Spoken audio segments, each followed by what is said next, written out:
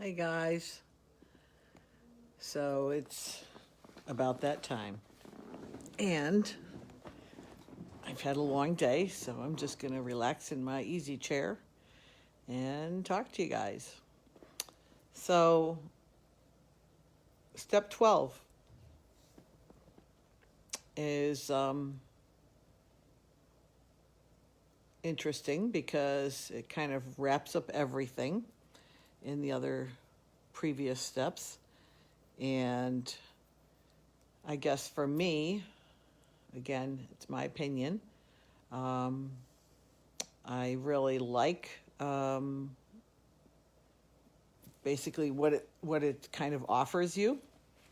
So one of the things that I guess basically comes out of step 12 is that as a result of working the steps, there is some sense of peace and serenity and balance, and some of the things we're all looking for in life is that feel good, right?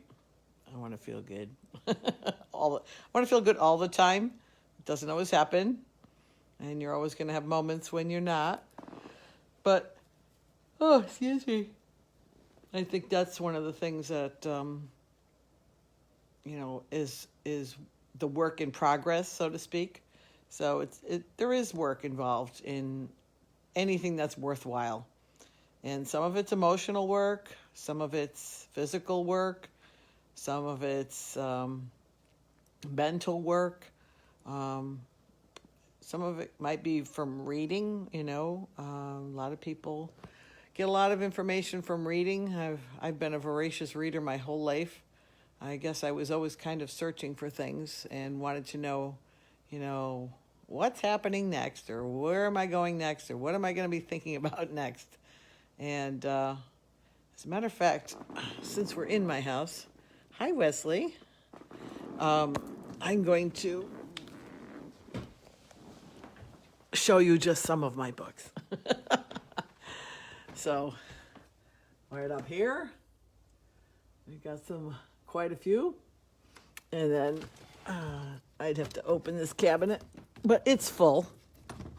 I'm not even sure I can get it open. Anyways, 3 shelves filled. That's just some of them. Some of my favorite ones right up here. And I think I've mentioned this before. You Can Heal Your Life. And that's Louise Hay. And then a lot of my other ones are in here. Edgar Cayce. Let's see. There was one I was just thinking about a second ago. Oh, Sermon on the Mount. Is it Emmett Fox? Hang on, let me see. It's right here. Yes, Emmett Fox. Excellent book if you have not read it. Excellent book. Let's see. There was one in here that I was thinking about just the other day. You probably all read the Celestine Prophecy, right? One of the oldie but goodies. I do read for fun, too. I love Wally Lamb, if you guys haven't read him. It's very interesting. And he's a Connecticut author. So, and I can't find the book that I'm looking for. At this book, there's a whole bunch more books in my room.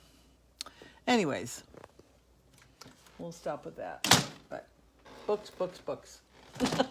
I'm all about books. So I'm going to have to plug in again. Yes, Hunter S. Thompson. Not crazy about him, but hey, whatever suits you, right? So, step 12 reads. As a result of these, let's see, hold on, I'm running a blank. As a result of these steps, I can't think of it all of a sudden. Oh my gosh, isn't that funny? Hang on, I'll find it. I have it here on my desk, my messy desk. I will find it for y'all. And my phone's upside down. Sorry about that. Hey, James, are you with the baby? We have a new baby in our family, Willie the third. He's actually the fourth. Sure, Wesley. See you Sunday, hopefully. All right, here we go. Step 12. Having had a spiritual awakening as a result of these steps, we tried to carry this message to others and to practice these principles in all our affairs. So, having had a spiritual awakening as a result of these steps. So, in other words, you've got to work those 12 steps before you get that spiritual awakening. And it can happen slowly. It can happen quickly. Everybody's different, right? So, but as a result of working those 12 steps, you can have a spiritual awakening. You know, some people talk about the burning bush. You know, in the Bible, they talk about somebody having that kind of a blow you away experience, you know, where his major enlightenment happens just like that, I guess you want to say. Oh, excuse me. And that's probably not most people's typical way of having enlightenment or a spiritual awakening. It certainly wasn't mine. I think it's just as a result of working those steps, it's a slow, gradual kind of an understanding. And how else would you be able to pass it on except if you knew it, right? Actually, my formal business name is called Pass It On. Back in the day, I had Pass It On Sports, but my formal business name is Pass It On. I always believed in that. I always thought, if you have something good, pass it on to somebody else, right? Give them your knowledge, give them your wisdom, give them your understanding so they can bring it into the world as well. Hey, Rich. And I think that's one of the things that is great about, you know, knowledge is that you can share it with so many people and it just benefits so many people that, you know, things, if they've helped you, are going to be able to help somebody else.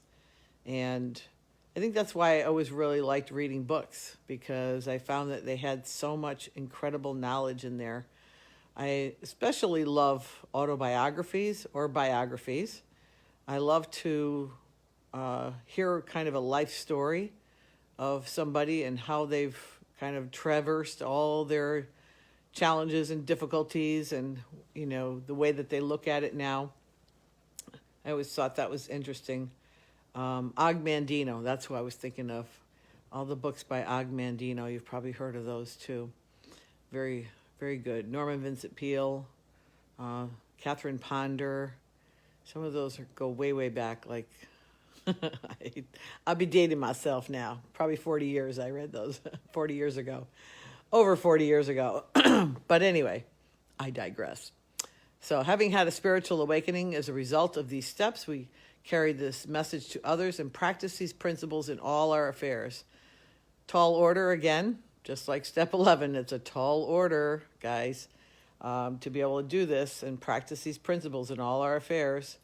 I can't do it every day. I cannot do it all day, every day. I can do it at times, and I can do it for periods of time. But I'm human. I'm going to lose it. I'm going to have things happen that are going to make me lose it. And that's just how life is. You know, there is no perfect person out there.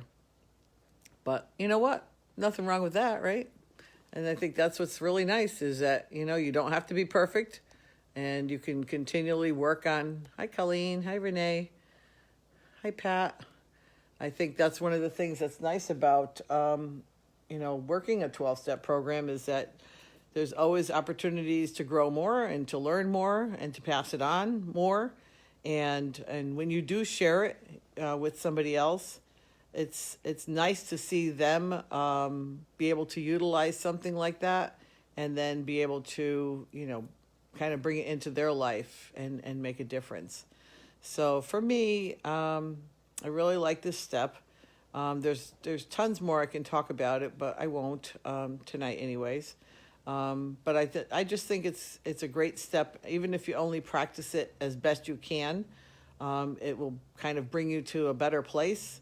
And practicing these principles in all our affairs, principles of integrity, character, truthfulness, kindness, all those things that truly do matter. And I think that's one of the things that's happening now with the COVID-19 is that a lot of people are starting to realize how much of that really uh, allows them to see that place in their life of what really matters and what's really important for them. And I know that it is for me too. And the 12 steps for me are a way of life. They're like my basis for how I want to operate on the planet, so to speak. So I'm very grateful that I have been introduced to that. And I think maybe the whole country could get some kind of a concept like that. Wouldn't that be great? If people weren't worried and weren't afraid and weren't scared and were not full of anxiety. How great would that be if people just didn't have those reactions to what's happening right now? And it would be wonderful if, you didn't watch the news and you didn't know anything bad was happening. You could just go about and live your life like it always was, right? Because in essence, there's a lot of things you are still probably doing the same.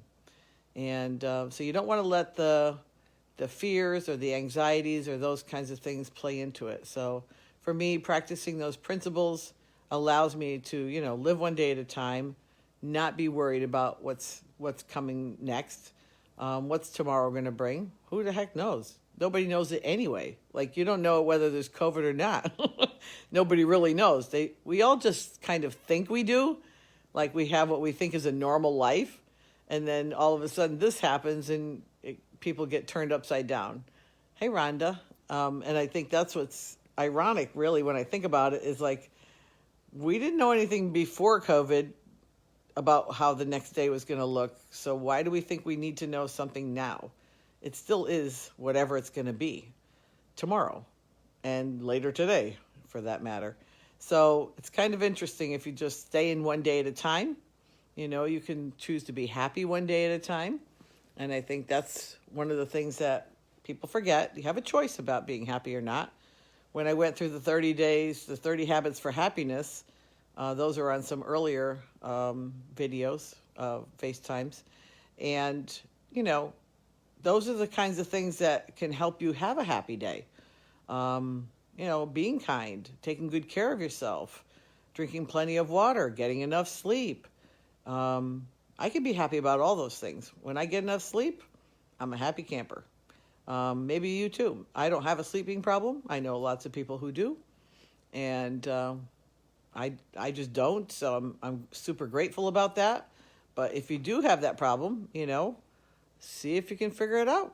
I mean, thanks, Rhonda. I just think it's interesting that, there's people saying, well, when are we going to get back to normal? I'm going to tell you right now, never. If nobody's told you that yet, there's not going to be the old normal anymore, because this has changed the trajectory of everything on the planet. So you're still going to have people who are afraid. You're still going to have people who are going to be wearing masks, next year, the following year, whenever, even when it's been determined that you don't have to anymore. You're still going to have people who are afraid of a lot of things. So down the road, we're not going to go back to what it was like 3 months ago or whenever this freaking happened. I don't even know. I think is it 2 months or 3 months? I have no idea. It was a while ago anyways. But you know what? When you live one day at a time, you don't have to worry about those things. And when you take care of yourself, spiritually, mentally, physically, emotionally, those are all the important things to take care of. You want to make sure that, you can pass some of that on to the people that you love and care about. But a living example is the best way to do that, in my opinion. So I'm going to sign off for now. I had a long day today, and I'm just going to chillax and watch some comedy on TV tonight, and maybe return a couple emails if I feel like it. We'll see. We'll see if I feel like it. I don't know. Anyways, I'm just going to sign off with the sun is always shining. It still is right now today. It's still early here in Connecticut, around 8 o'clock or so. And I love you guys. I'm so happy that people come on, and I love that you guys listen and like what you hear. And thanks, Jonathan. And it just makes me feel very connected to the rest of the world, and I hope it does for you too, because this is one thing that I think some people forget, is that there's always somebody thinking about you, even if you don't remember or recognize it. There's always somebody thinking about you. So maybe just think about that for a little bit. Like, there's people who care about you, that are thinking about you. And I've said it in an earlier one, that usually when they're thinking about you is when you think of them, because that energy is flowing. So there are people thinking about you, that love you, that care about you. And I'm happy that you guys are all there. So I hope you have a great night. And I will talk to you tomorrow with I've got something interesting that I'm going to share tomorrow. So I'll catch you on the flip side. I hope you have a great evening. Love y'all. And signing off for now. Bye for now.